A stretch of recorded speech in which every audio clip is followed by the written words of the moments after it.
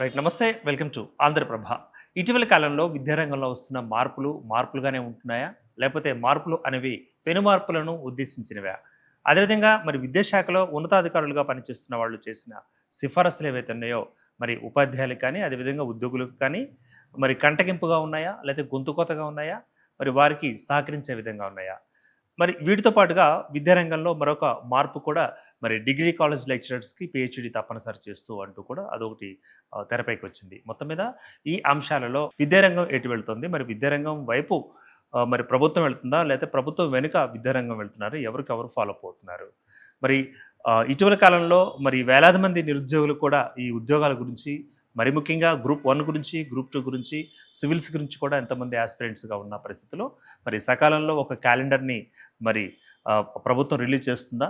మరి రిలీజ్ చేసిన క్యాలెండర్స్ అనేవి సక్రమంగా అమలవుతున్నాయా? అన్న అంశాలు ఇప్పుడు మనం చర్చించుకోబోతున్నాం.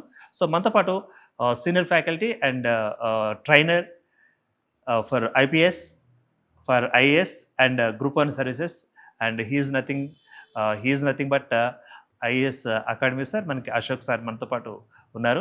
ఒకసారి అశోక్ సార్‌ని మనం పలకరించే ప్రయత్నం చేద్దాం. అశోక్ గారు నమస్తే అండి. వెల్కమ్ టు షో అండి. సార్, ఎలా ఉందండి ఫీల్డ్? అంతా ఫైన్ సార్. ఎలా సక్సెస్ ఎక్కడి వరకు సాధించారంటారు మీ ఫీల్డ్‌లో? సక్సెస్ అకాడమీ తరపున. అకాడమీ తరపున అయితే సక్సెస్ అయ్యాను. జర్నలిస్ట్గా కూడా ఒక 14-15 ఏళ్ళు పనిచేశాను. తర్వాత అనుకోకుండా ఈ ఫ్యాకల్టీ ఫీల్డ్కి వచ్చి ఇవాళైతే సంతృప్తిగా అయితే ఉన్నాను. ఒకవైపు ఫ్యాకల్టీగా పాఠాలు చెప్తూ, మరోవైపు నిరుద్యోగ సమస్య పైన నిరుద్యోగుల గొంతుకగా ఎక్కడ సమస్య వచ్చినా అక్కడ నా గళాన్ని వినిపిస్తూ ప్రభుత్వం తీసుకున్న నిర్ణయాలపైన, నోటిఫికేషన్లపైన, గందరగోళాలపైన ఎప్పటికప్పుడు గవర్నమెంట్ని ప్రశ్నిస్తూ నిరుద్యోగుల తరపున పోరాడుతూ ఉన్నాను. రైట్. ప్రశ్నించడం అనేది మనకి హక్కుగా తీసుకోవచ్చు. కానీ మరి నిరుద్యోగుల పక్షాన నిలబడండి, నిరుద్యోగుల పక్షాన మీరు ప్రశ్నించండి అని ఎవరిచ్చారంటారు మీకు హక్కు? అంటే భారత రాజ్యాంగం ప్రకారం ఆర్టికల్ 19 ప్రకారం మాట్లాడే స్వేచ్ఛ, ప్రశ్నించే హక్కు ఖచ్చితంగా ఉంటుంది. పైగా నేను ఒక ఎస్ఎఫ్ఐ స్టూడెంట్ ఆర్గనైజేషన్ నుంచి కమ్యూనిజం బ్యాక్గ్రౌండ్కి వెళ్ళి నేను వచ్చాను. నేను 9th క్లాస్ 10th క్లాస్ నుంచే క్వశ్చన్ చేయడం అనేది నాకు అలవాటు. ఆ నేపథ్యంతో పాటుగా జర్నలిస్టుగా 14-15 ఏళ్ళు పనిచేశాను కాబట్టి, దాదాపు 1000 ఆర్టికల్స్ చదివాను కాబట్టి, సమాజం పైన అవగాహన ఉన్నది కాబట్టి, నాకు సమాజం పైన అవగాహన ఉంది కాబట్టి ప్రశ్నించకపోవడం కూడా తప్పే. ఓకే. మనం మాట్లాడుతున్నప్పుడు 10 మంది రెస్పాన్స్ అవుతున్నప్పుడు మనం స్పందించకపోవడం కూడా తప్ప అనే ఉద్దేశంతోనే ఇవాళ నిరుద్యోగుల గొంతుకగా ఇవాళ బలంగా నిలబడి కొట్లాడుతూ ఉన్నాను. ఆ నిరుద్యోగుల తరపున లాస్ట్ టైం ఎమ్మెల్సీగా పోటీ చేస్తే కూడా నిరుద్యోగులందరూ నన్ను ఆదరించారు. ఒక ఇండిపెండెంట్గా పోటీ చేసినప్పటికీ మొదటి ఓటింగు ఒక 30,000 vote bank, second voting 90,000 vote bank, దాదాపు 1,00,000 మంది పైగా అశోక్ సార్ నెంబర్ ఎక్కడో 18వ నెంబర్ ఉంటే కూడా దోలాడుకొని నాకు ఓటేసే సందర్భం. ఎందుకంటే వాళ్ళ గొంతుకగా నిలబడతా ఉన్నాను. ప్రభుత్వాలు ఏవైనా సమాజంలో ప్రభుత్వాలు మారుతూ ఉన్నాయి కానీ నిరుద్యోగి యొక్క జీవితం అనేది మారడం లేదు. ఉద్యోగుల గురించి మరి ఒక ఆశాకిరణంగా అశోక్ గారు మారారు అన్నది మరి విద్యార్థి లోకం, నిరుద్యోగ లోకం చెప్తున్న మాటే. మరి ఇప్పుడు మీరు రాజకీయంలో ఎంట్రీ అయ్యారు, అదే ఎమ్మెల్సీగా పోటీ చేశారన్నారు, ఇటు ఎడ్యుకేషన్లో ఉన్నారు, నెక్స్ట్ మళ్ళీ ఇంకా ప్రశ్నించే స్థాయికి వెళ్ళారు. ఇన్ని మల్టీ ఫ్యాసెట్స్ అవసరం అంటారా?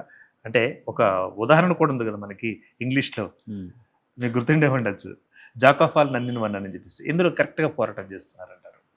అంటే ఇప్పుడు అన్నిటికీ కలిపే ఉన్నది, దాంట్లో వేరు ఏం లేదు.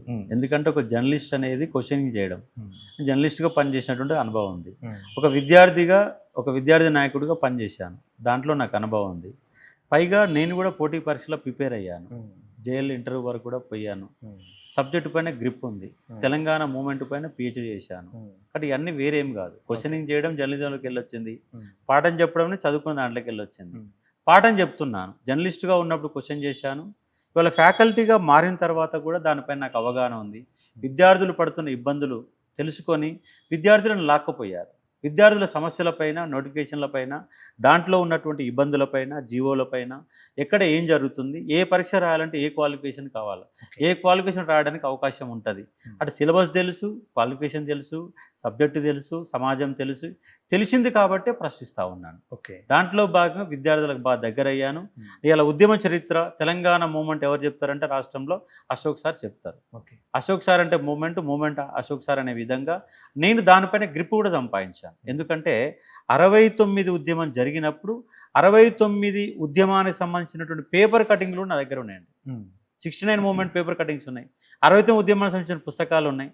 కానీ తెలంగాణ మూమెంట్ని ఒడిసిపట్టి దాంట్లో ఉన్నటువంటి సబ్జెక్టుని, అంటే నా సబ్జెక్ట్ ఎట్లుంటుందంటే అన్ని కనెక్టివిటీగా ఉంటుంది, దేన్ని దూరం చేయకుండా. ఈ సబ్జెక్ట్ ఈ క్లాస్ మిస్ అయితే మధ్యలో డిస్టర్బ్ అయ్యే విధంగా కనెక్టివిటీగా ఉంటుంది. ఎందుకంటే పెద్ద మనుషుల ఒప్పందం ఉంది. పెద్ద మనుషుల ఒప్పందంలో ఏముంటుందో 8 పాయింట్ ఫార్ములా అదే ఉంటుంది, 5 పాయింట్ ఫార్ములా అదే ఉంటుంది, 6 పాయింట్ ఫార్ములా అదే ఉంటుంది, 16 జీవోలు అదే ఉంటుంది, ఆంధ్రప్రదేశ్ చట్టంలో అదే ఉంటుంది, శ్రీకృష్ణ కమిటీలో అదే ఉంటుంది. అన్ని లింకుడ్ చేసి తెలంగాణ మూమెంట్ పైన కంప్లీట్గా నాకు గ్రిప్ ఉన్నది కాబట్టి ఆ గ్రిప్ ఉన్నదాన్ని విద్యార్థులకు బోధన రూపంలో చెప్తున్నాను. ప్రశ్నించే తత్వం నాకు ఉంది కాబట్టి ప్రభుత్వాన్ని ప్రశ్నిస్తున్నాను. అన్ని వేరేమిగా అన్ని కలిపి ఒకటే. అంటే నేను అలా ఎమ్మెల్సీగా పోటీ చేసిన మాత్రం అది రాజకీయం అని చెప్పేసి మీరు అనుకోవాల్సిన పని లేదు. ఎందుకంటే ఎమ్మెల్సీగా నేను పోటీ చేసింది గ్రాడ్యుయేట్ సంబంధించిన ఎమ్మెల్సీగా పోటీ చేశాను. నేను ఇది ఒక పార్టీ తరఫున పోటీ చేయలేదు, ఇండిపెండెంట్గా గ్రాడ్యుయేట్ల తరఫున, గ్రాడ్యుయేట్లు ఓటేసి దాని తరఫున పోటీ చేశాను. దాన్ని మన రాజకీయాన్ని అనాల్సిన పని కూడా ఏం లేదు. ఓకే అంటే ఇప్పుడు మరి అశోక్ గారు ఇప్పుడు మరి విద్యార్థులను రెచ్చగొడతారు, మరి ప్రభుత్వానికి వ్యతిరేకంగా మాట్లాడతారు అంటూ కూడా ఇటీవల కాలంలో మరి రేవంత్ రెడ్డి గారు కూడా కొంచెం కోపడ్డట్లుగా, మీ మీద కామెంట్ చేసినట్లుగా మరి బయట ఒక లీకేజ్ వినపడ్డా, మరి లీకేజ్ అంటారా నిజం అంటారా, దాని గురించి మీరు ఏమంటారు? అవును, ఆయన 3 మీటింగ్లలో నా గురించి మాట్లాడాడు. 3 భారీ బహిరంగ సభల్లో నా గురించి మాట్లాడాడు. ఆయన ఏమంటాడంటే ఒక కోచింగ్ సెంటర్లో 100 కోట్ల రూపాయలు వస్తున్నారు. కోచింగ్ సెంటర్ నడిపితే ఎంత పైసలు వస్తే కూడా రేవంత్ రెడ్డికి తెలియదు. రేవంత్ రెడ్డికి విద్యారంగంలో జీరో నాలెడ్జ్. ఇక్కడ ఆయన మాట్లాడితే పట్టించుకోవాల్సిన పని. ఆయన రాష్ట్ర ముఖ్యమంత్రి కావచ్చు, కానీ ఆయన విద్యా వ్యవస్థ మీద అవగాహన లేదు కదా. అవగాహన లేని వ్యక్తి మాట్లాడినప్పుడు మనకు దానిపై ఇచ్చేయాల్సిన పని కూడా లేదు. పైగా ఇవాళ రేవంత్ రెడ్డి అబద్ధాల ముఖ్యమంత్రి. దేశంలో అబద్ధాల ముఖ్యమంత్రి, పనికిమాలిన ముఖ్యమంత్రి ఉన్నారంటే అది రేవంత్ రెడ్డి. ఎందుకంటే నిరుద్యోగులకు మీరు ఒక కేసీఆర్ ఉద్యోగాన్ని పోగొడితే మీకు సంవత్సరంలోగా 2 లక్షల ఉద్యోగాలు ఇస్తామని చెప్పిండు.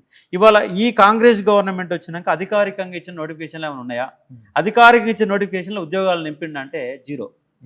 ఆయన డిసెంబర్లోగా 2 లక్షల ఉద్యోగాలు ఇస్తా అన్నాడు. అది 1 డిసెంబర్ పోయింది, 2 డిసెంబర్ పోయింది, ఇవాళ ఆల్రెడీ మార్చి కూడా వచ్చింది. ఇంతవరకు అయితే ఒక నోటిఫికేషన్ రాలే. ఇలాంటి పనికిమాలిన ముఖ్యమంత్రి, అబద్ధాల ముఖ్యమంత్రి దేశంలో ఎవడు లేడు. ఇవాళ ఈ రియల్ ఎస్టేట్ ముఖ్యమంత్రినా?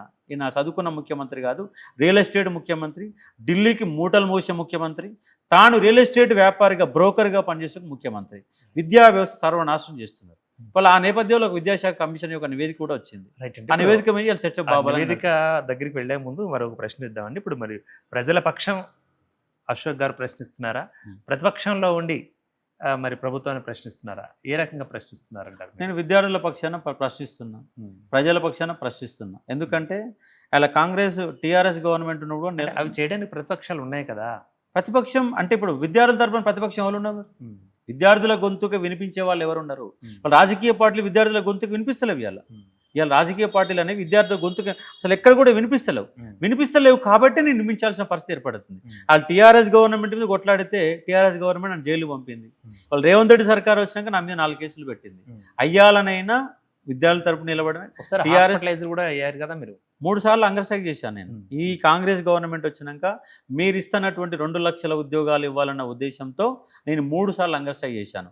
3సారి 7 రోజులు చేశాను, 2వసారి 10 రోజులు చేశాను, 3వసారి 13 రోజుల పాటు చేశాను. రెస్పాన్స్ అని వచ్చిందంటారా? రెస్పాన్స్ అంటే ప్రభుత్వం తన పని తను చేసుకుపోతుంది, అశోక్ గారు మన అంగర్ స్ట్రైక్ ఆయన చేసుకుపోతున్నారని ఎట్లా తీసుకోవచ్చు? ఎందుకంటే ఇవాళ తెలంగాణ రాష్ట్రం రావడానికి కూడా కొన్ని సంవత్సరాలు పట్టింది. దశల వారీగా జాతీయోద్యమం రావడం కూడా దశల వారీగా చేసింది. గాంధీజీ మహాత్ముడు ఎన్నోసార్లు అంగర్ స్ట్రైక్ చేశాడు, చివరికైతే ఫలితం సాధించాడు. నేను చేసిన ఫలితం ఎమ్మటే రాకపోవచ్చు, కానీ ప్రభుత్వాలపైన ఒత్తిడి పెరుగుతూ ఉంది. నిరుద్యోగుల యొక్క అసహనం అనేది నా రూపంలో నేను చెప్పే ఒక ప్రయత్నం చేస్తూ ఉన్నాను. ఫలితం ఎమ్మటే రాకపోవచ్చు, కానీ దాని ఫలితం మాత్రం ఖచ్చితంగా ఉంటుంది. ఇవాళ ప్రభుత్వాలు నిరుద్యోగులంటే ఒక భయపడే పరిస్థితిలో ఉన్నది. కాకపోతే వాళ్ళు ఉచిత పథకాలు ఇచ్చి రాష్ట్రాన్ని గుల్ల చేసి వాళ్ళ జీతాలు ఇవ్వలేని పరిస్థితిలోకి పోయిన నేపథ్యంలో ఉద్యోగాలు వేస్తే మెడకు బరువైద్ది అన్నటువంటి ఉద్దేశంలో వాళ్ళ ప్రభుత్వాలు ఆలోచన చేస్తున్నారు. నిరుద్యోగ వృత్తి కూడా నిరుద్యోగులకు ఇస్తారన్నట్టు ఇస్తామన్నారు. వాళ్ళు 420 హామీలు ఇచ్చారు. ఇలా నడిచేది 420 గవర్నమెంట్. 420 హామీలు ఇచ్చి దాంట్లో 5 హామీలు కూడా సగం అమలు చేయకుండా ఇలా 420 గవర్నమెంట్గా మిగిలిపోయిన సందర్భం. ఇవాళ రాహుల్ గాంధీ ఇవాళ తెలంగాణకు వచ్చిండు. రాహుల్ గాంధీ ఆర్టిస్ట్ క్లాస్ వచ్చిండు. ఎవరు రమ్మన్నారు ఆయన అంటే వాళ్ళ నిరుద్యోగుల తరపున ఒత్తాసు పలుచుకొని ఛాయ్ తాగి ఛాయ్ పే చర్చ పెట్టి వాళ్ళతో మాట్లాడి 2 లక్షల ఉద్యోగాలు ఇప్పించే బాధ్యత నాదని పారిపోయిండు రాహుల్ గాంధీ. ఎక్కడ ఉన్నారు రాహుల్ గాంధీ? ఈ రోజు మరి వికారాబాద్లో ఉన్నారు తెలంగాణకు కదా, ఆయనకు అనంతగిరి వచ్చే అర్హత హిల్స్. లేదు ఇవాళ. ఓకే. ఆయన ఇలా కాంగ్రెస్ పార్టీ మీటింగుకి శిక్షణా తరగతులకు వచ్చిండు, కానీ ఆయనకు ఆ శిక్షణా తరగతులకు వచ్చే అర్హత లేదు. తెలంగాణ రాష్ట్రానికి వచ్చే అర్హత లేదు. ఎందుకంటే కాంగ్రెస్ యొక్క మేనిఫెస్టో కనుక మీరు చూస్తే మన కళ్ళు బయర్లు కమ్ముతాయి. అంత పెద్ద మేనిఫెస్టో ఇచ్చారు.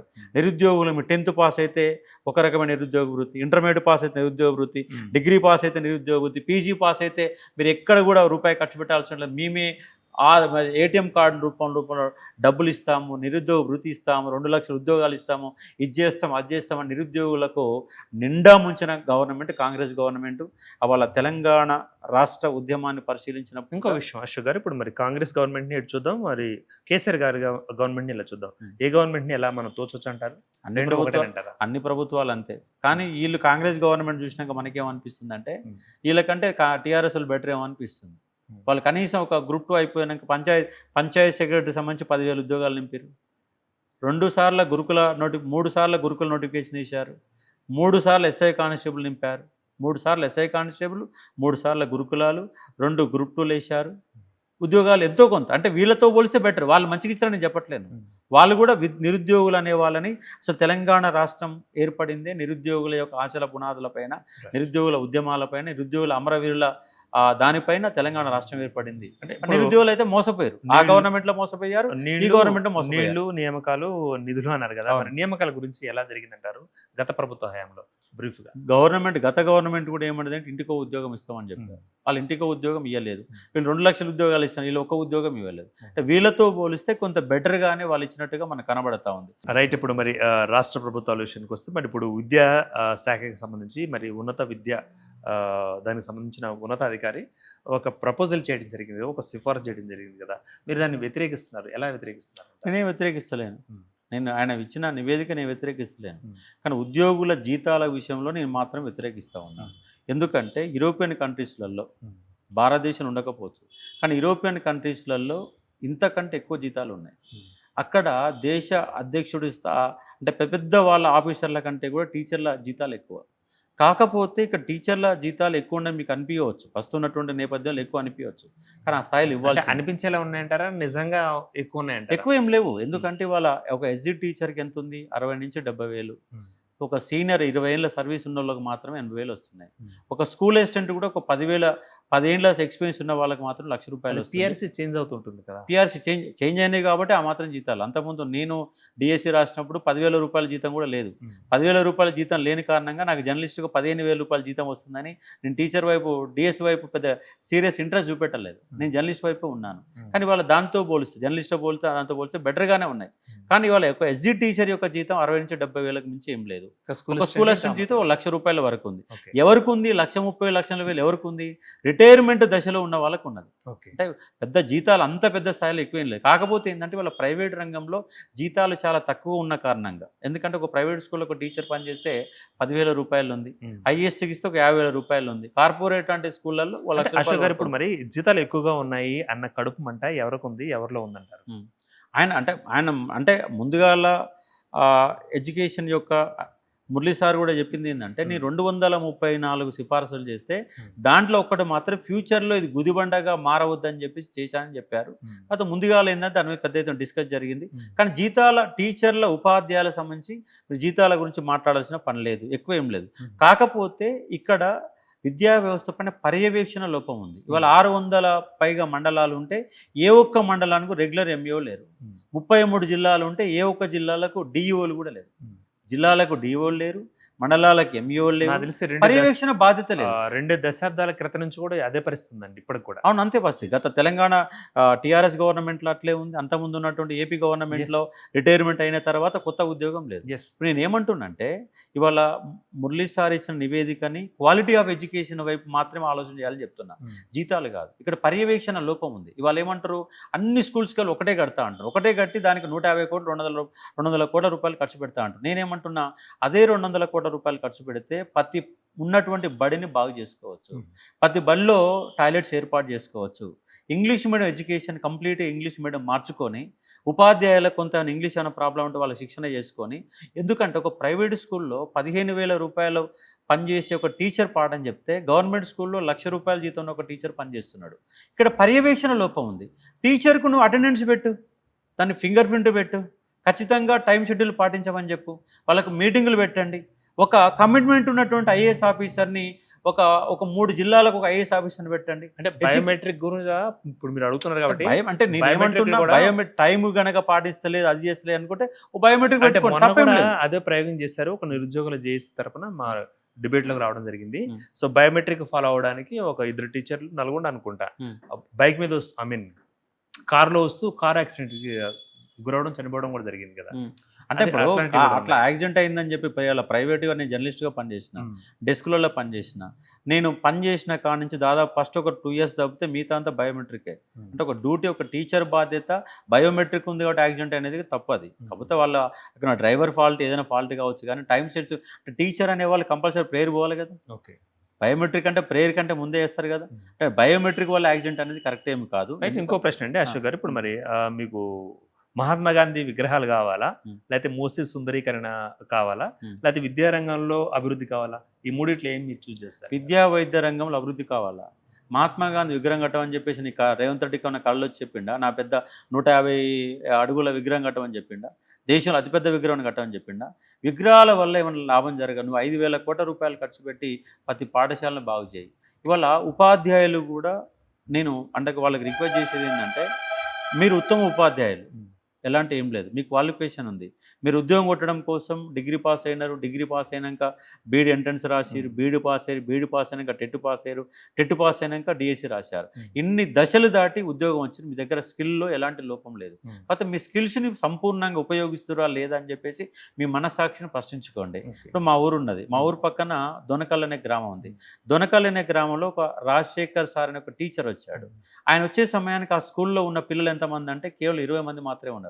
20 మంది పిల్లలని ఆయన 120 మంది పిల్లలుగా మార్చిండు. ఇప్పుడు రాజశేఖర్ స్టార్ లాంటి వాళ్ళనే మరి మిగతా ప్రాంతాల్లో కూడా పెడదామంటారా?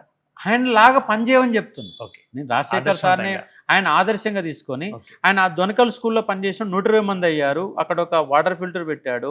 పిల్లలకి ఎలా చేతులు కడుక్కోవాలా, ఎలా బుక్స్ చేసుకోవాలా, ఆయన పిల్లలకు డ్రెస్ కూడా మెటీరియల్ సెలక్షన్ ఎట్లుంటుంది అంటే పిల్లల కొలతలు తీసుకొని పోయి డ్రెస్సులు కుట్టించేవాడు. అందరు టీచర్లు ఏం చేస్తారు, ఉన్న ఏరుకొచ్చేసి ముందర పడేసి ఎవరి సైజ్ వస్తాం అని కుట్టిస్తే ఆయన అట్లా చేయలే. ప్రతి స్టూడెంట్ యొక్క కొలతలు తీసుకొని డ్రెస్సులు కుట్టించి వాళ్ళకు పెన్నులు కాపీలు ఇచ్చి తను సొంతంగా కొంత ఖర్చు పెట్టుకొని ఆ స్కూల్ నిలబెట్టి. కానీ మీకు తెలిసిందేనండి, ఇప్పుడు ఆయన ట్రాన్స్ఫర్ అయ్యింది. ఇప్పుడు ప్రభుత్వ పాఠశాల ఇది కంప్లీట్ చేస్తాను సార్. ఇప్పుడు ఆయన ట్రాన్స్ఫర్ అయ్యిండు.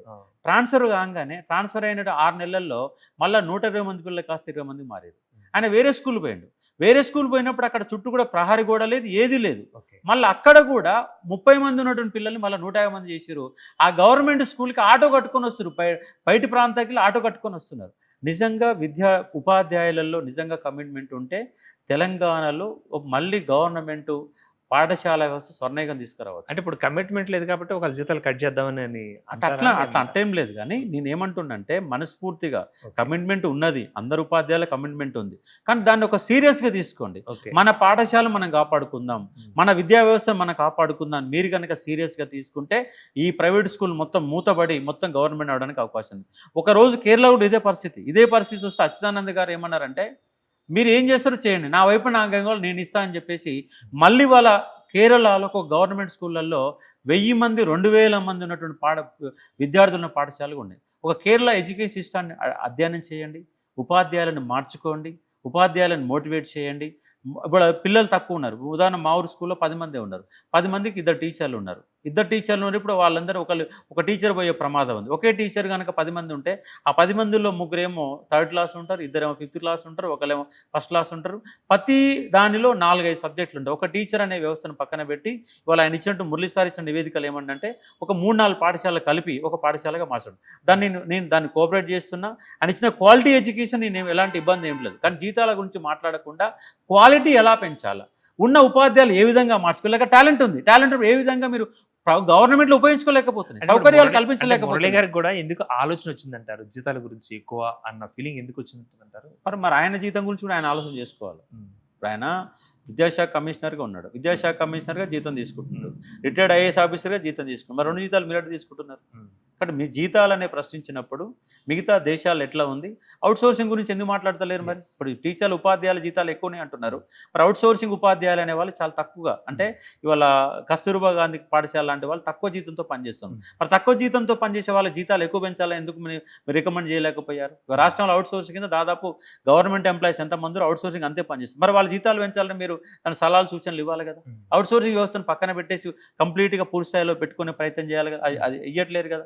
జీతాలనే కాన్సెప్ట్ని మనం దాని కోణంలో, అంటే మురళీ విద్యాశాఖ ఐఆర్కి కమిషనర్ మురళీ సార్ యొక్క నివేదికని జీతాలు అనే కాన్సెప్ట్ని పక్కన పెట్టి ఆయన 234 సలహాలు సూచనలు ఇస్తే, రికమెండేషన్ చేస్తే దాంట్లో ఒక రికమెండేషన్ మాత్రమే జీతాల ఫ్యూచర్లు అనే అంశాలు పెట్టింది. దాన్ని మీడియా దాన్నే హైలైట్ చేస్తా, దాన్ని కాకుండా క్వాలిటీ ఆఫ్ ఎడ్యుకేషన్ పైన మీడియా హైలైట్ చేయాలని చెప్తా ఉన్నాను. ఇప్పుడు మనకి కొటారీ కమిషన్ కూడా ఆల్రెడీ ఉంది, మరి విద్యారంగంలో ఉన్న ఉపాధ్యాయులకు జీతాలు ఎక్కువ పెంచండి, తప్పు లేదు అంటూ కూడా సిఫారసు ఇస్తుంది కదా. ఇప్పుడు మరి మురళి గారు కొత్తగా చేసింది ఏం లేదు కదా. కొటారీ గారు ఆయన కొన్ని ఎడ్యుకేషన్ సూచనలు ఇచ్చాడు, అంటే ఎట్లా క్వాలిటీ రావాలా, ఇంగ్లీష్ మీడియం ఎడ్యుకేషన్ పెట్టమని చెప్పిండు. ఇవాళ ప్రస్తుతం ఉన్నటువంటి ట్రెండ్ వ్యవస్థలో ఇంగ్లీష్ ఎడ్యుకేషన్ మంచి, ఇంగ్లీష్ అంటే కాన్వెంట్స్కి వెళ్ళిపోవడం, కాన్వెంట్స్కి వెళ్ళిపోవడం తప్పదు మరి పరిస్థితి. ఇవాళ నేను ఉన్నాను, ఇప్పుడు నేను ఒక ఫ్యాకల్టీగా ఉన్నాను, నేను కనుక చిన్నప్పుడు ఇంగ్లీష్ మీడియం కనుక చదివి ఉంటే నేను కూడా సివిల్స్ ప్రిపేర్ అయ్యేవాడనేమో. ఇంగ్లీష్లో చదవాలి, తెలుగు మీడియంలో చదువుకున్నాను కాబట్టి నేను ఇంగ్లీష్ వైపు వెళ్ళలేకపోయినాను అన్న పరిస్థితి కనపడుతుంది. వాళ్ళ ప్రతి గవర్నమెంట్ చదువుకున్న ఉపాధ్యాయులు కానీ చదువుకున్నట్టు ఎంప్లాయీస్ అందరూ కూడా ప్రైవేట్ స్కూళ్ళలో ఇంగ్లీష్ మీడియం చదివిస్తుంది. దానిలో భాగంగా గురుకులాలలో కూడా ఇంగ్లీష్ మీడియం వచ్చింది. మరి గురుకులాలు ఇంగ్లీష్ మీడియం ప్రవేశపెట్టినప్పుడు మిగతా పాఠశాలలు కూడా ఇంగ్లీష్ మీడియం ఖచ్చితంగా ప్రవేశపెట్టాలా. కాబట్టి ఎడ్యుకేషన్ క్వాలిటీ ఎలా పెంచాలన్న దానిపైన ఆయన యొక్క నివేదికను 100% మద్దతు తెలుపుతా ఉన్నాను. జీతాల విషయంలో మాత్రం తీవ్రంగా వ్యతిరేకిస్తున్నాను. ఎందుకంటే అందరికంటే తల్లిదండ్రుల తర్వాత, అమ్మా నాన్న తర్వాత మూడో వ్యక్తిగా కనపడేది ఎవరంటే మాతృదేవోభవ, పితృదేవోభవ, ఆచార్య దేవోభవ, ఆచార్యుడే కనపడతాడు. ఇవాళ ఆచార్యుల పోస్టులు మొత్తం కూడా యూనివర్సిటీలో 2200 పోస్టులు ఖాళీ ఉన్నాయి, డిఎల్ పోస్టులు ఖాళీ ఉన్నాయి, జేఎల్ పోస్టులు ఖాళీ ఉన్నాయి. ఫస్ట్ యూనివర్సిటీలు బాగు చేయండి, యూనివర్సిటీలో బాగు చేస్తే ఐఐటీకి రావడానికి అవకాశం ఉంది. ఇప్పుడు అక్కడికే వస్తున్నానండి. ఇప్పుడు మరి 10th వరకు క్లాసులు చెప్పాలి అంటే మరి ఇప్పుడు బీఈడి లేదా డిఈడి లేదా టెట్ ఇవన్నీ చేసిన తర్వాత డిఎస్సి రాయాలి, ఇది అయిపోయింది. ఇంటర్మీడియట్ జేఎల్గా జాయిన్ అవ్వాలంటే పిహెచ్డి అడగరు, ఎంఫిల్ అడగరు, ఏమి అడగరు. మళ్ళీ డిఎల్గా రావాలంటే ఇప్పుడు పిహెచ్డి అడుగుతున్నారు. ఈ 3 వ్యవస్థలు ఎలా తీసుకోవచ్చుంటారు మనం? నేను ఏమంటున్నానంటే పిహెచ్డి ఉంటేనే క్వాలిటీ వస్తున్నది శుద్ధ తప్పు. ఎందుకంటే ఇవాళ యూనివర్సిటీలో తెలంగాణలో కానీ ఆంధ్రప్రదేశ్లో కానీ దేశంలో కానీ ఇచ్చే యూనివర్సిటీలలో 90% ఫేక్ పిహెచ్డీలే. ఇవాళ ఏ ఒక్క వ్యక్తి కూడా కూర్చొని తన థీసెస్ని నిజంగా డిసర్టేషన్ చేసి పోయి చూసి దాని ఫోటో తీసుకొని స్నాప్ తీసుకొని ఫస్ట్ అర్థం చేసుకొని సినాప్స్ ఎవరు రాయట్లేదు. ₹1,00,000 ఇచ్చేసి ₹1,00,000 ఇస్తే ₹1,00,000 తీసుకునే క్యాండిడేట్ కూడా మంచి క్యాండిడేట్ ఇవ్వట్లేదు. ఆయన ఏం చేస్తున్నాడు? కరెక్ట్గా నడుస్తుంది, ఏం నడవట్లేదు. యూనివర్సిటీ ఉస్మాన్ యూనివర్సిటీలో 90% పిహెచ్డీలు ఫేకే. ఎందుకంటే నేను కూడా ఉస్మాన్ యూనివర్సిటీకి వెళ్ళి వచ్చినాను, కాబట్టి నా పిహెచ్డీ తీసి సబ్మిషన్ చేయలేను. నేను ఫ్యాకల్టీగా ఫుల్ బిజీ అయిన కారణంగా, కొంచెం లాంగ్వేజ్ మీద స్కిల్స్ లేని కారణంగా దాన్ని సంపూర్ణంగా నేనే రాసుకోవాలన్న ఉద్దేశంతో తీసే ఒక సబ్మిషన్ ఒకటే కాలేదు. మిగతా అంతా కూడా నేను డ్రాఫ్టింగ్ చేసుకున్నా, తయారు చేసుకున్నా, దాన్ని మళ్ళీ కరెక్ట్ పర్సన్తో ఇంగ్లీష్ మీడియం వాళ్ళని కూర్చోబెట్టుకుని దాన్ని తీసి మార్చుకోవాలన్న ఉద్దేశం వచ్చిన టైం సబ్మిషన్ చేస్తూ ఉండాలి, కానీ అది అయిపోయింది. ఇప్పుడు చేసినవన్నీ సపోజ్ ఎంత ఫేక్ ఉంటాయి అంటారు, ఎన్ని ఒరిజినల్స్ ఉంటాయి? ఫేక్ అంటే ఇప్పుడు వ్యక్తే, ఎందుకంటే ఇప్పుడు డిఎల్స్కి కంపల్సరీ ఫేక్ అంటే దొంగ పిహెచ్డీలు నేను అనట్లేను, కానీ ఏ వ్యక్తి కూడా కూర్చొని రాసిన తీసేసులు కావు. ఇవి పక్క వ్యక్తికి ₹1,00,000 1,50,000 ఇచ్చేసి ఇంటర్నెట్లో దొరుకుతున్న రెడీమేడ్ ఇంటర్నెట్లో దొరుకుతున్న మొత్తం కాపీ చేసి దాన్ని ఒక సిస్టమేటిక్గా మార్చి దాంట్లో ఎక్కడ కూడా 10% 15% కంటే ఎక్కువ రాకుండా దాన్ని చూసుకొని సబ్మిషన్ చేసిన పిహెచ్డీలే తప్ప నీతిగా నిజాయితీగా కూర్చొని రాసిన వాళ్ళు ప్రతి 100 మందిలో 90% మంది పిహెచ్డీలు నిజంగా రాసినవి కావు. ఏదో సబ్మిషన్ చేయాలా, నాకు పిహెచ్డీ పట్టా కావాలా, పిహెచ్డీ పట్టాల కోసం చేసినటువంటి వాళ్ళే. ఇవాళ డిగ్రీ పట్టా అట్లే వస్తుంది, ఇంటర్మీడియట్ పట్టా అట్లే వస్తుంది, పిహెచ్డీ పట్టా అట్లే వస్తుంది. కానీ నేనేమంటున్నానంటే సెట్ నెట్ ఎగ్జామ్ ఉంది, సెట్ నెట్ ఎగ్జామ్ అయినా కానీ ఒట్టిన ఉద్యోగం ఇస్తలేవు. సెట్ నెట్ క్వాలిఫికేషన్ బట్టి మళ్ళీ ఎగ్జామ్ పెడుతున్నావు. ఆ ఎగ్జామ్లో నీ యొక్క నిపుణత ఎంత, నీలో సబ్జెక్ట్ ఎంత అనేది కొలుస్తున్నావు, కొలమానం తీసుకొని ఎగ్జామ్ పెడుతున్నావు. పిహెచ్డీ ఉంటేనే నువ్వు పిహెచ్డీకి ఎక్కువ మార్కులు ఇచ్చేస్తే ఇవాళ 90% మంది పిహెచ్డీ సరిగైన పిహెచ్డీ లేని కారణంగా వాళ్ళు ఎట్లా క్వాలిటీ వస్తారు? కాబట్టి డిగ్రీ లెక్చరర్ అనే దానికి పిహెచ్డి అంశం అవసరం లేదు. గతంలో ఉన్నటువంటి సెట్ నెట్ ఎగ్జామ్తో రాయవచ్చు. ఇవాళ తెలంగాణలో కూడా దాదాపు 90% మంది పిహెచ్డి లేవు. కేవలం 10% మెంబర్స్ మాత్రం పిహెచ్డీలు ఉన్నాయి. ఆ ఉన్న 10%లో కూడా దాదాపు 90% పిహెచ్డీలు వాళ్ళు నిజంగా రాసి కూర్చొని తీసేసేలేవు. కాబట్టి ఇలా డిగ్రీ కాల్ లెక్చరర్ అనే దానికి పిహెచ్డి అనే అంశాన్ని పక్కన పెట్టండి. మీరు ఆల్రెడీ యూనివర్సిటీ ప్రొఫెసర్లు పెట్టారు పిహెచ్డి. యూనివర్సిటీ ప్రొఫెసర్లు పెట్టిన నిబంధనలే డిఎల్ పెడితే ఎట్లా? అక్కడ తీసేయమని చెప్తున్నా. దానికోసం కూడా ఉద్యమం మొదలు పెట్టబోతున్నాం. ఇంకా 3-4 రోజుల తర్వాత మేము ఒక రౌండ్ టేబుల్ సమావేశం పెట్టి గవర్నమెంట్కు 90% మంది విద్యార్థులకు ఉపయోగపడినటువంటి డిఎల్ నోటిఫికేషన్ కనుక వస్తే నిరుద్యోగుల ఆగ్రహాన్ని మీరు చవి చూడాల్సిన పరిస్థితి ఏర్పడుతుంది. ఖచ్చితంగా డిఎల్కు ఇవాళ కొత్తగా తీసుకొచ్చిన జీవో నెంబర్ 4ని రద్దు చేసి గతంలో ఉన్న సెట్ నెట్ కావాలని ఎగ్జామ్ ఎంత గట్టి పెట్టి పెట్టుకో. నువ్వు 150 క్వశ్చన్లు ఉన్నాయి. 150 క్వశ్చన్లకు 150 పేజీలలో క్వశ్చన్లు తయారీ. ఒక్కొక్క పేజీకి ఒకటే క్వశ్చన్ తయారీ. ఒక క్వశ్చన్ ఇచ్చి కింది వాళ్ళు సరి అనేది అడుగు. ఒక పేజీలో మొత్తం కూడా క్వశ్చన్ అడగవచ్చు. నువ్వు మల్టిపుల్ చాయిస్లోనే కానీ ఒక వ్యక్తి యొక్క సమర్థతని ఖచ్చితంగా నువ్వు అంచనా వేయడానికి ఎన్నో రూపాలు ఉన్నాయి. దాన్ని ఆ విధంగా నువ్వు పేపర్ని గట్టిగా ఇచ్చుకొని జిఎస్ పేపర్ గట్టిగా పెట్టుకొని నువ్వు క్వాలిటీ యొక్క వ్యక్తులను దోరాడుకునే ప్రయత్నం చేయండి. కానీ కొత్తగా పిహెచ్డి అనే విధానికి 20 మార్కులు పెట్టి మిగతా వాళ్ళంతా దూరం చేసే ప్రయత్నం చేయొద్దని నేను చెప్తా ఉన్నాను. దీనిపైన ఉద్యమ రూపం కూడా మేము తీసుకుంటున్నాం. ప్రభుత్వానికి హెచ్చరికలు పంపుతూ ఉన్నాం. వాళ్ళ రాష్ట్రంలో దాదాపుగా మన పీజీ చేసిన హోల్డర్స్ దాదాపు 5 లక్షలకు పైనే ఉన్నారు. వాళ్ళందరినీ దృష్టిలో పెట్టుకొని ఆ జియో నెంబర్ 4 రద్దు చేసి గతంలో ఉన్న సెట్ నెట్ అయితే ఏ విధంగా ఉందో అదే మాదిరిగా ఇవాళ కొత్త నోటిఫికేషన్ ఇవ్వాల్సింది డిమాండ్ చేస్తూ ఉన్నాను. అయితే ఇప్పుడు మరి రానున్న కాలంలో పిహెచ్డి కూడా క్రేజీ పెరగనుంది. డిఎల్ అంటే కంపల్సరీగా పిహెచ్డి అంటూ కూడా ఇప్పుడు మీరు చెప్పిన జియో నెంబర్ 4 రావడం జరిగింది. కాబట్టి మరి ఇందులోనే సందట్లో సడేమియా అన్నట్లుగా మరి ఫేక్ పిహెచ్డీలు కూడా వచ్చే అవకాశం లేదండి. ఫేక్ పిహెచ్డీ అనట్లేను. ఎట్లా? ఫేక్ అంటేనే కొనుక్కొచ్చుకోవడం. ఓకే, ఏమన్నా యూనివర్సిటీకి పోయి డబ్బులు ఇచ్చేసి కొనుక్కొచ్చుకోవడం. అంటే ఇది కూడా దానికే సమాధానం అవుతుంది అనుకోండి. ఎందుకంటే నిజంగా నేను ఏమంటున్నా డిమాండ్ పెరిగిపోతుంది. ఆత్మసాక్షిగా డిమాండ్ పెడతా ఉన్నాను నేను. ఇప్పుడు వీళ్ళ కనుక పిహెచ్డీ చేస్తే బయట యూనివర్సిటీకి వెళ్ళి దొంగ పిహెచ్డీ చాలా మంది కొనుక్కొని వస్తారు. ఇవాళ మన కాంట్రాక్ట్ లెక్చరర్లో చాలా మంది డిఎల్ అనే వాళ్ళకు రెగ్యులర్ చేసినప్పుడు చాలా మంది దొంగ పిహెచ్డీలు పెట్టుకొని వచ్చారు. దొంగ సర్టిఫికేట్లు వచ్చిన వాళ్ళు ఉన్నారు. ఇప్పుడు నాన్ లోకల్స్ కూడా అలా ఎదిగిన వాళ్ళు ఉన్నారు. కాబట్టి ఆ పిహెచ్డీ అంశాన్ని పక్కన పెట్టి సాధారణంగా ఉండే యూనివర్సిటీ ప్రొఫెసర్లు పెట్టారు. యూనివర్సిటీ ప్రొఫెసర్లలో అక్కడ నువ్వు పిహెచ్డీ చేసిన వ్యక్తిగా పిహెచ్డీ గైడెన్స్ చేయాల్సిన అవసరం ఉంటుంది. డిగ్రీ కాల్ లెక్చర్లు ఖచ్చితంగా నువ్వు ఆ తీసి ఇవ్వాల్సిన అవసరం ఏం లేదు. కాబట్టి దాని పిహెచ్డీ అనే అంశాన్ని పక్కన పెట్టాలి. పెట్టించేదని కొట్లాడుతాం. ఎందుకంటే గతంలో టీఆర్ఎస్ గవర్నమెంట్ ఉన్నప్పుడు కూడా జేఎల్ అనేది కేవలం ఇంగ్లీష్ మీడియంలోనే రాసుకోవడానికి ఎలిజిబిలిటీ ఇచ్చారు. తెలుగు మీడియం వాళ్ళకి అవకాశం ఇవ్వకపోతే కొట్లాడి సాధించడం. 1392 ఉద్యోగాలలో 1200 ఉద్యోగాలు తెలుగు మీడియం వాళ్ళకి వచ్చినాయి. తెలుగు మీడియం వాళ్ళకి వచ్చిన ప్రాబ్లం ఏంటంటే సబ్జెక్ట్ నాలెడ్జ్ తరువుగా ఉంటుంది, ఇన్ డెప్త్ ఆఫ్ నాలెడ్జ్ ఉంటుంది. లాంగ్వేజ్ స్కిల్స్ వెళ్ళిన కారణంగా కొంత ఇబ్బంది పడే ప్రమాదం ఉంది. ఎందుకంటే అలా జనరేషన్ అట్లాగే రూపాంతరం చెంది ఒకేసారి ఇంగ్లీష్కి మార్చాలనే కష్టం అవుతుంది. ఒకవేళ ఇంగ్లీష్ మీడియం స్కూళ్ళల్లో ఇంగ్లీష్ మీడియం రాకపోతే వాళ్ళకు ఒక అవకాశం ఇవ్వండి, ఒక ట్రైనింగ్ పెట్టండి, సపరేట్ వాళ్ళకు ఒక కోర్సు పెట్టండి. ఇంగ్లీష్లో పాస్ అయ్యే విధంగా ఒక కోర్సు డిజైన్ చేయండి. ఎవ్రీ 2 ఇయర్స్కి ఒకసారి ఇంగ్లీష్ల మీద కొంచెం కసరత్తు పెంచుకునే విధంగా పెట్టండి.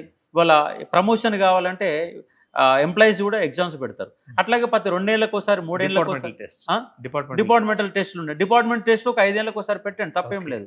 పెట్టి ఎందుకంటే ఒకసారి మనం పాస్ అయినామా చదువు అయిపోయిందంటే కుదరదు. వాళ్ళని ఫ్యాకల్టీగా ఉన్నా ఒక ఫ్యాకల్టీ ఏ ఫ్యాకల్టీ కూడా నిరంతరం పుస్తకాల మీద పేపర్ల మీద సబ్జెక్టు పైన గ్రిప్ లేకపోతే 4 రోజులు కూడా మార్కులు నిలవడానికి వీల్లేదు. అంటే మేము ఒక ప్రైవేట్ ఫ్యాకల్టీగా మేము ఎంత కష్టపడుతున్నాం సబ్జెక్ట్ నేర్చుకుంటున్నామో ప్రభుత్వ రంగంలో పనిచేసే వాళ్ళు కూడా అంతే కష్టపడాలా, నేర్చుకోవాల్సిన అవసరం ఉంది.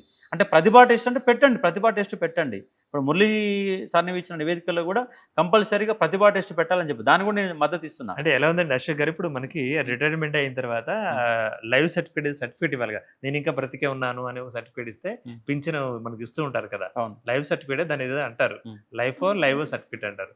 అట్లాగే మరి స్కూల్ టీచర్లు కూడా ఈ పరీక్షలు అనేవి అట్లాగే తయారైనాయి అనుకోవచ్చు అంటారా? ప్రహసనంగా తయారైనాయి అనుకోవచ్చు? ప్రహసనం అవుతుంది. ఏమంటున్నా అంటే క్వాలిటీ తగ్గిపోతుంది. ఒక్కసారి మనం ఉద్యోగం వచ్చిన తర్వాత మళ్ళీ పుస్తకాలు పట్టుకొని చదవకపోతే అదే పాత చింతకాయ పచ్చడి పోయి బళ్ళో పాడని చెప్తే కొత్త ఇవాళ వస్తున్న ట్రెండ్స్ అన్ని విద్యార్థికి ఏ విధంగా చెప్పగలుగుతాం? 30-40 years బ్యాక్ వాళ్ళు ఎప్పుడో చదివారు, సిలబస్ అయిపోయింది కాబట్టి నేను మారని ఇట్లా ఉంటే ఎట్లా? ఒక ఉపాధ్యాయుడు అనే వ్యక్తి నిరంతర విద్యార్థిగా చదవాల్సిందే, నేర్చుకోవాల్సిందే, నేర్పాల్సిందే. ఎందుకంటే నేర్పే బాధ్యత. నువ్వు ఒక్కడి తప్పు చేస్తే వ్యవస్థని తప్పుగా పోయే ప్రమాదం ఉంది. కాబట్టి టీచర్ అనే ఇప్పుడు కరెక్ట్గా ఉండాలి, వస్తున్న ట్రెండ్స్కి అనుగుణంగా పాఠం చెప్పే ప్రయత్నం చేయాలి. విలువలు నేర్పే వ్యక్తి ఎవరంటే ఒక టీచరే. ఇప్పుడు మనం చిన్నపిల్లవాడు ఒక యూకేజీ వాడు పిల్లవాడు పంపిస్తే ఇట్లా రాసి ఒక తల్లి కనుక తల్లి కూడా చదవచ్చు, తల్లి కూడా నేను మా పిల్లలకు పాఠం చెప్పేటప్పుడు ఇట్లా అంటే ఇట్లా కాదు మా టీచర్ ఇట్లే చెప్పింది అంటారు.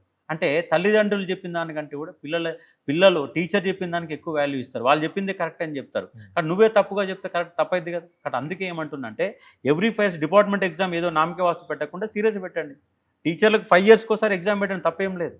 క్వాలిఫై మార్క్స్ పెట్టండి, దాంట్లో ప్రతిభ పెట్టవలసిన అవసరం లేదు. అంటే ఆల్రెడీ ఇన్ సర్వీస్లో ఉన్న వాళ్ళకి డిపార్ట్మెంటల్ టెస్ట్ ఎలా కండక్ట్ చేస్తారు, అది ఇక్కడ ఏం జరుగుతుంది అన్నది కూడా అందరికీ తెలుస్తుంది యాక్చువల్లీ డిపార్ట్మెంట్. ఇక నథింగ్ బట్ మనం అనకూడదు, ఆఫ్ ది రికార్డ్ ఇక పుస్తకాలు పెట్టి నడిపించేస్తారు మొత్తం అన్నది ఒక బయట వినిపిస్తుంది.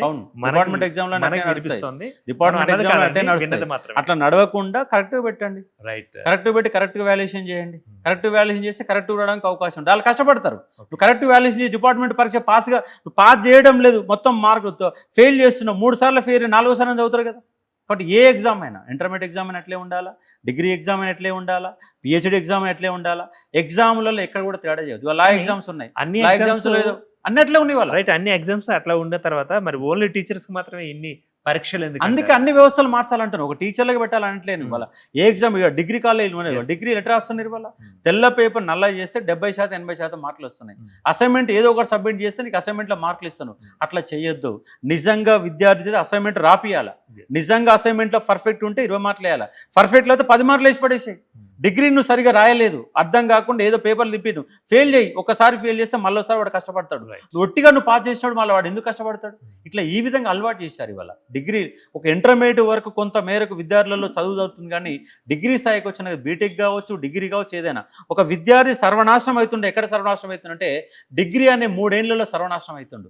డిగ్రీ స్థాయిలో దారి తప్పుతున్నాడు. డిగ్రీ స్థాయిలో కరెక్ట్గా వాల్యుయేషన్ లేదు, కరెక్ట్గా టీచింగ్ లేదు, కరెక్ట్గా లేని కారణంగా అన్ని వ్యవస్థలు అట్టే తయారవుతున్నాయి. కాబట్టి ఎక్కడనైనా ఫస్ట్ క్లాస్ నుంచి అప్ టు పీజీ వరకు కూడా ఏ ఎగ్జామ్ రాసినా నాణ్యతగా ఉండాలి, నాణ్యతగా దిద్దాలా, నాణ్యతగా బోధించాలి. అప్పుడు మాత్రం క్వాలిటీ రావడానికి అవకాశం ఉంది. తెల్ల పేపర్ నల్ల చేస్తే పాస్ అయ్యేటటువంటి రోజులను పక్కన పెట్టాలని ప్రయత్నం చేయాలని డిమాండ్ చేస్తాను. రైట్ అశోక్ గారు, ఇప్పుడు మరి రాహుల్ గాంధీ గారికి అదేవిధంగా మరి రాష్ట్రంలో ఉన్న నిరుద్యోగులకి పడటం లేదా, మరి వారు వస్తే వీరిని కొంతమందిని అరెస్ట్ చేయడాలు, హౌస్ అరెస్ట్ చేయడాలు మీతో సహా, ఎందుకంటే ఇవన్నీ ఎందుకు జరుగుతున్నాయి అంటారు? ఇప్పుడు మీకు ఇంటర్వ్యూ ఇచ్చినప్పుడు నేను హౌస్ అరెస్ట్లో ఉన్నాను. నా ముందర కానిస్టేబుల్ ఉన్నారు. ఇప్పుడు నాకు కావాలి, నేను బయటకు పోకుండా పొద్దుగా రాత్రి 9 గంటల నుంచి ఇప్పటి వరకు నేను ఇప్పుడు మీతో ఇంటర్వ్యూ చేసినప్పుడు హౌస్ అరెస్ట్లోనే ఉన్నాను. ఇప్పుడు కూడా నాకు పోలీసులు నా పక్కనే ఉన్నారు. ఓకే, అంటే ఇలా మీది ఏం ప్రభుత్వం అండి? ప్రజాపాలన ప్రభుత్వమా, దొంగల ప్రభుత్వమా?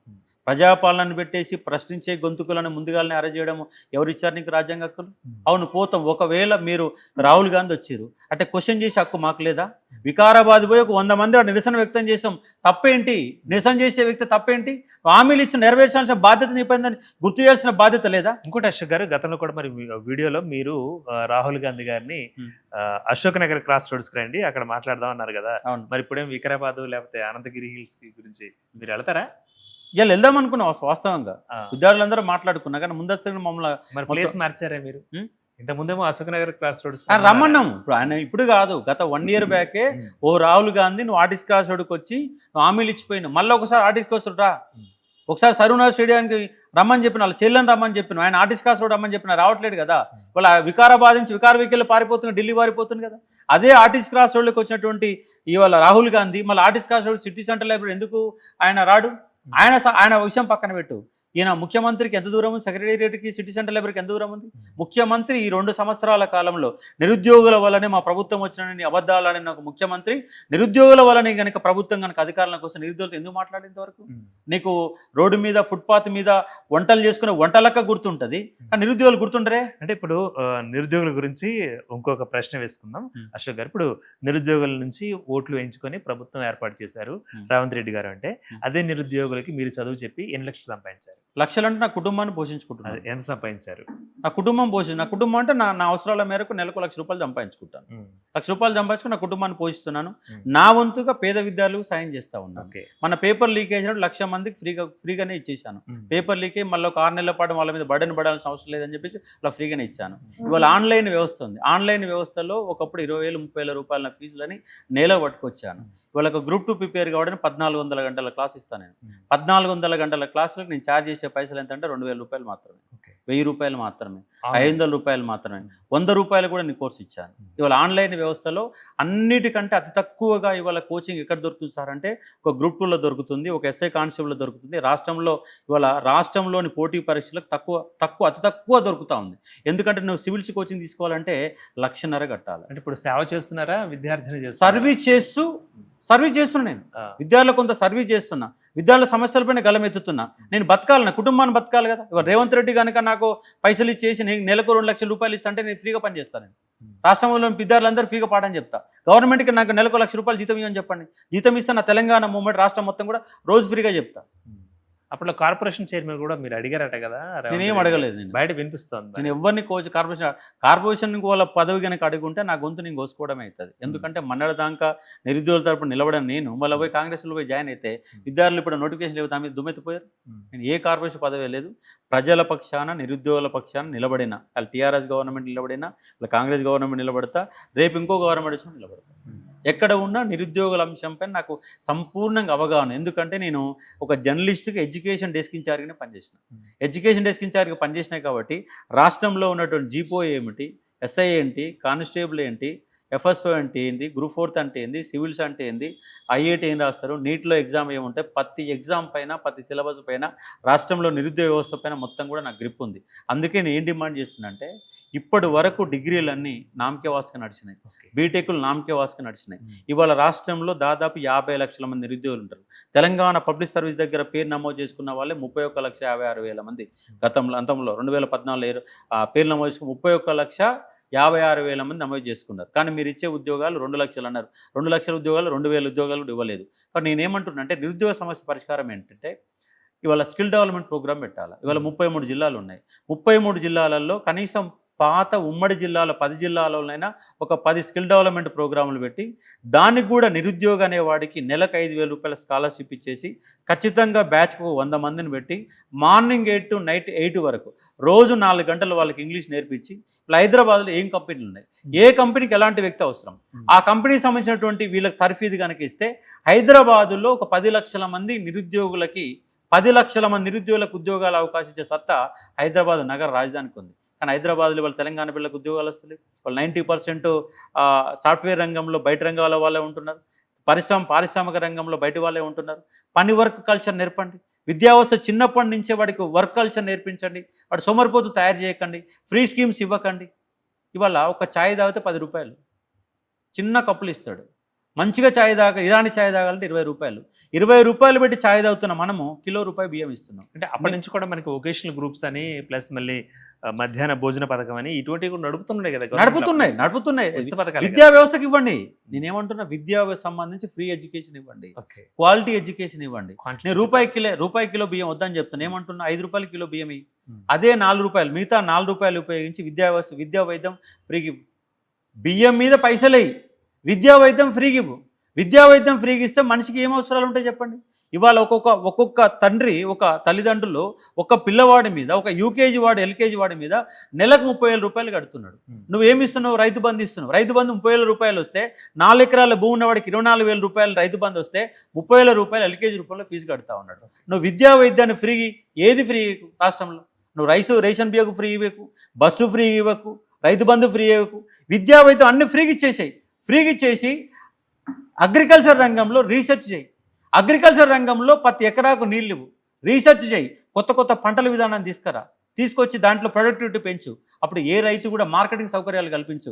ఏ రైతు కూడా మార్కెట్ పోని అమ్ముకునే విధంగా తయారు చేయి. అప్పుడు నీ రైతు బంధు అవసరం లేదు, నీ ఫ్రీ స్కీమ్స్ అవసరం లేదు, నీ ఫ్రీ బస్ అవసరం లేదు, అంటే ఫ్రీ రైస్ అవసరం లేదు, అవసరం లేదు. కానీ ఇవాళ ప్రజలని సోమరిపోతులుగా తయారు చేసే విధంగా వాళ్ళ ఓట్ల రాజకీయం కోసం ఇవాళ రాష్ట్రంలో నడిచేది ఓట్ల పరిపాలన నడుస్తుంది తప్ప ప్రజా అన్ని పార్టీలు అన్ని ప్రభుత్వాలు ఒకే తానులో ముక్కలు కదా, కాదంటారా? అన్ని అట్లే ఉన్నాయి. మనం గొంగట్లో కూర్చొని అన్ని పేపర్లు అట్లే ఉన్నాయి. అన్ని రాజకీయ వ్యవస్థలో మార్పు రావాలంటే మనం గొంగట్లో కూర్చొని మన తినే దాంట్లో మళ్ళీ వెంట్రుకలు వచ్చాయంటే ఎలా? అయితే మరి రైతు బజార్లు ఉన్నారు కదా, రైతు బజార్లో కూడా మరి గతంలో ఏర్పాటు చేసినవే, అదేవిధంగా మరి మిగతా ఉచిత పథకాలు అన్నారు కదా, అవును. ఈ ఉచిత పథకాలు ప్రకటన చేశారే కానీ అందరూ అమలు చేయలేదు. ఉమ్.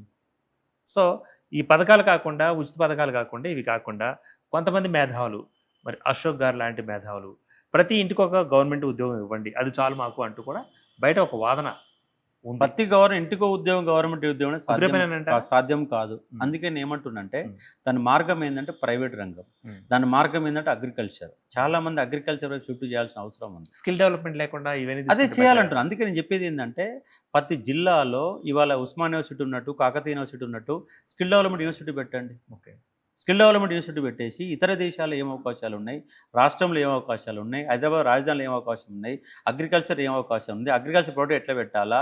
ఇవాళ రైతులు బర్ల ఫామ్ పెట్టుకున్నారు. వాళ్ళ తెలివి ఉన్నటువంటి వాళ్ళు బర్ల ఫామ్ వైపు ఎందుకు పోకూడదు, ఒక గొర్రెల ఫామ్ ఎందుకు పెట్టుకోకూడదు. వాళ్ళు ఇడ్లీ బండి పెట్టినవాడు నెలకు ₹1,00,000 సంపాదిస్తున్నాడు, పీజీ చేసినవాడు నెలకు ₹15,000 సంపాదిస్తున్నాడు. ఇడ్లీ బండి చెప్పిన వాడికి ఏమి చదువు రాదు, ఇడ్లీలు వేయడం మాత్రమే తెలుసు, ఆయన ₹1,00,000 సంపాదిస్తున్నాడు ఇడ్లీ బండి మీద. నెలకు కనీసం 40,000 50,000. ఇవాళ పానీపూరి బండి ఉంది, పానీపూరి బండి వాడు రోజు ఒక ₹1,000 సంపాదించాడు కదా, ₹30,000. కానీ ఇవాళ ఎంటెక్ చేసిన వాడు, బీటెక్ చేసిన వాడు ₹15,000 పనిచేస్తున్నాడు. ఎందుకు, ఎక్కడ పోతుందంటే ఇప్పుడు మనం విద్యని మనం ద్వేషిద్దామా, లేకపోతే విద్యా వ్యవస్థను మార్చుకుందాం, లేకపోతే నిరుద్యోగులుగా బయట ఉన్న వాళ్ళని విద్యా వ్యవస్థను మార్చుకుందాం అంటున్నాం. విద్యా వ్యవస్థని ఇవాళ ప్రస్తుత అవసరాలకు అనుగుణంగా మార్చుకుందామని ప్రయత్నం చేస్తున్నాం. టెక్నికల్ స్కిల్ లేకపోతే, లాంగ్వేజ్ స్కిల్స్ లేకపోతే నేర్పించి మన పరిశ్రమకు అవసరమైన ఒక వ్యక్తిగా దాన్ని మార్చుకునే ప్రయత్నం చేద్దాం. కాబట్టి దీనికి ప్రభుత్వం నడుం కట్టాలా, వ్యక్తులుగా నడుం కడితే ముందుకు పోదు, ప్రభుత్వంగా నడుం కట్టాలా.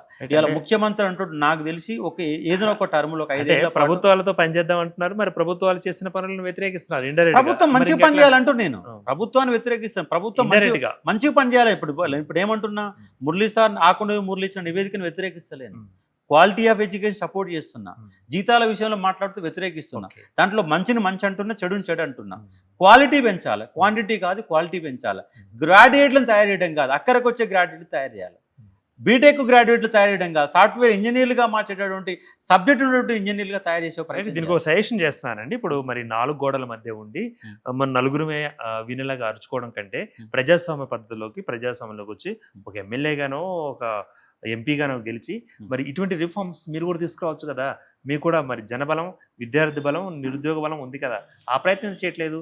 ఆ ప్రయత్నంలో కాకుండా ఆ ప్రయత్నంగా 4 గోడల మధ్య మీ గొంతు కేక వినపడుతుంది. లేదు, నేను బయట వినిపిస్తుంది. నేను 4 గోడల మధ్యలో ఏం చేయట్లేదు.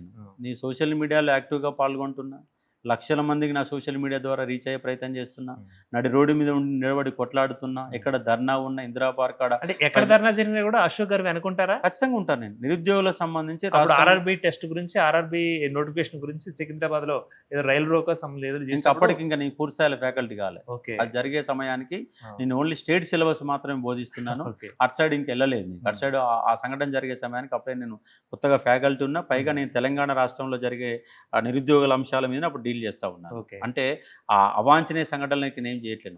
సబ్జెక్టు విషయంలో, ఉద్యోగాల విషయంలో మాట్లాడుతున్నాను. దాన్ని ఏదో మిస్గైడ్ చేసే విధంగా నేను చేయట్లేను. ఉద్యోగాలు ఇవ్వాలి, మీ ఇస్తాను హామీ ప్రకారం ఉద్యోగాలు ఇవ్వండి. అందరికీ ఇవ్వడం సాధ్యం కాదు కాబట్టి స్కిల్ డెవలప్మెంట్ ప్రోగ్రామ్ పెట్టండి, నాణ్యమైన విద్యని అని చెప్పి ఒక ప్రయత్నం చేస్తాం. అంటే రాష్ట్ర ముఖ్యమంత్రి గారే స్వయంగా ఒక సభలో మరి ఇండైరెక్ట్ గా చెప్పిన మాట ఏంటంటే, గ్రూప్ 1 ఇప్పుడు మళ్ళీ రీ ఎగ్జామ్ కోరితే మళ్ళీ అశోక్ సార్కి బాగా డబ్బులు వస్తాయి, అందుకని ఆయన అట్లా ఫైట్ చేస్తున్నాడు అంటూ కూడా. ఇప్పుడు పనికి మాలో 10 మాటలు మాట్లాడతారు. నేను పనికొచ్చే అంశాలు ముఖ్యమంత్రి కూడా పనికిరావుడే కదా. నేను ముఖ్యమంత్రికి గ్రూప్ 1 లో ఎన్ని పేపర్లు ఉంటే చెప్పాను. గ్రూప్ 1 కి 6 పేపర్లు ఉంటే ఏం ఎగ్జామ్ రాస్తారు, ఎలాంటి ఎట్లా పేపర్ వాల్యుయేషన్ జరిగింది, ఎక్కడ పేపర్ వాల్యుయేషన్. మీరు మనం వానాకాలం చదువును ఎక్కడ చదువుకున్నాం, ఇప్పుడు మారింది కదా, రిఫార్మ్స్ వచ్చాయి. ఆయన ఆనకాలం చదివిండి. ఆయన కనీసం డిగ్రీ కూడా పాస్ కాల, ఇంటర్మీడియట్ వరకు డిగ్రీ కూడా ఆయనకు లేదు. ఆయన రియల్ ఎస్టేట్ బ్రోకర్ గా ఉన్న వ్యవస్థలో విద్యా వ్యవస్థ ఆయన గ్రిప్ లేదు. అందుకే మొన్న జరిగినటువంటి గ్రూప్ 1 లో గందరగోళం ఏంటంటే 563 దేశంలో ఏ రాష్ట్రంలో లేనట్టు నోటిఫికేషన్ టీఆర్ఎస్ గవర్నమెంట్లో వచ్చిన దాని తర్వాత ఈయన నింపే ఒక ప్రయత్నం చేసిండు. దాంట్లో 200 ఉద్యోగాలు డైరెక్ట్ గా అమ్మినారు. డైరెక్ట్ గా 200 ఉద్యోగాలు అమ్మారు.